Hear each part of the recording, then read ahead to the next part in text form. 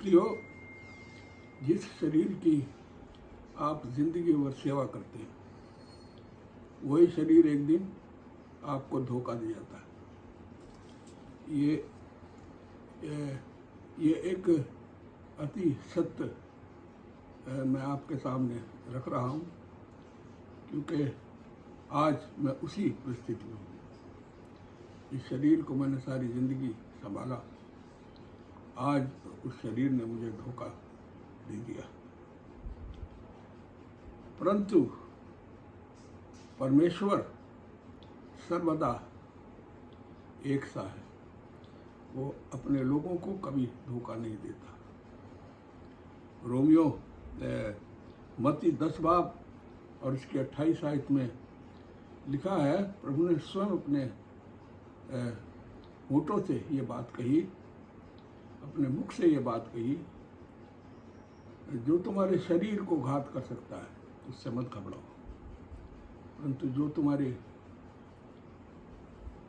शरीर और आत्मा दोनों को नरक में पहुंचा सकता है उससे डरो।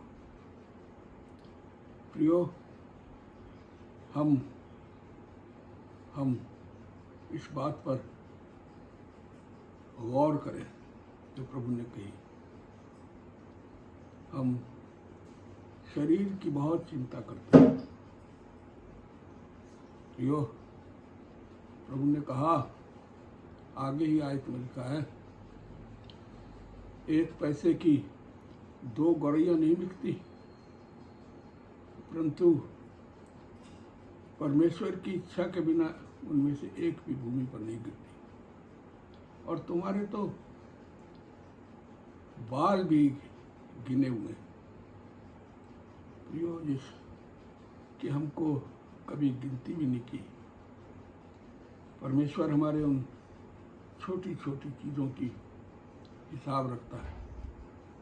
तो फिर हम इस शरीर की चिंता छोड़कर परमेश्वर की चिंता करें, जो हमारे को स्वर्ग ले जा सकता है।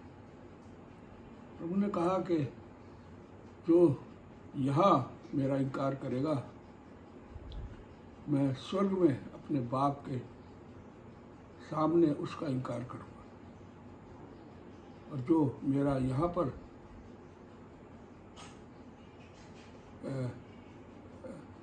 विश्वास करेगा, जो यहाँ पर मेरा गवाह होगा, मैं स्वर्ग में अपने परमेश्वर के सम्मुख उसको मान लूँगा।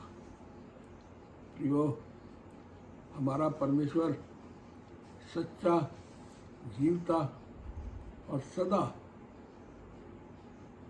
ठहरने वाली वादों से भरा हुआ परमेश्वर है, जो हमको बाइबल से मिलते हैं। प्रियो, परमेश्वर का वचन एक ऐसी पुस्तक है, एक ऐसी सच्चाई है जिसमें जो कुछ भी प्रभु ने कहा है वो वास्तविक है, कहानी नहीं है। पहला पतरस 4 बाब और उसके 12 आयत में हम देखते हैं, पतरस 4 पैरों में जेल के अंदर बेड़ियों में बंधा हुआ था, परंतु कलीसिया उसके लिए प्रार्थना कर रही थी। और जहाँ इम्पॉसिबल था कि पतरस वहाँ से छूट सके, उसकी बेड़ियाँ खोली जा सके, हम देखते हैं कि परमेश्वर का दूत वहाँ उपस्थित हुआ और उसने उन सब सिपाहियों को बेहोश कर दिया, और वो वहाँ खड़े पहरा देते रहे, उन्हें पता भी नहीं लगा। और उसने आकर पतरस के पसली पर हाथ मारा और उसने कहा, उठ और अपने कपड़े पहन। और हम देखते हैं कि उसकी बेड़ियाँ खुल गई और वो आज़ाद हो गया। और उसको कपड़े पहनने का समय दिया, उसको जूती पहनने का समय दिया, और फिर कहा कि मेरे पीछे हो ले। और पतरस उस स्वर्गदूत के पीछे पीछे हो लिया। और जब वो बाहर निकल गया, वो एक गली में जब उसकी आँख खुली, तब उसने जाना कि ये सच्चाई थी। और मैं सपना नहीं देख रहा था। प्रियो, इसी तरीके से हमारा शारीरिक जीवन एक नींद है। हम इसको एक नींद समझते हैं, मगर जब हम परमेश्वर के साथ होते हैं तो उसका सारा सच्चाई और सच्चाई वचन जो है एक सच्चाई है।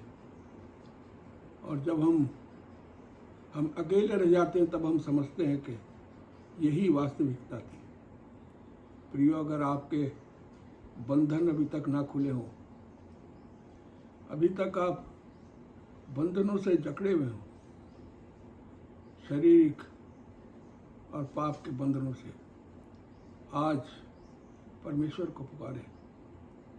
वही सच्चा और आपको आज़ाद करने में सक्षम है, योग्य है। प्रभु अपने वचन पर आशीष दे।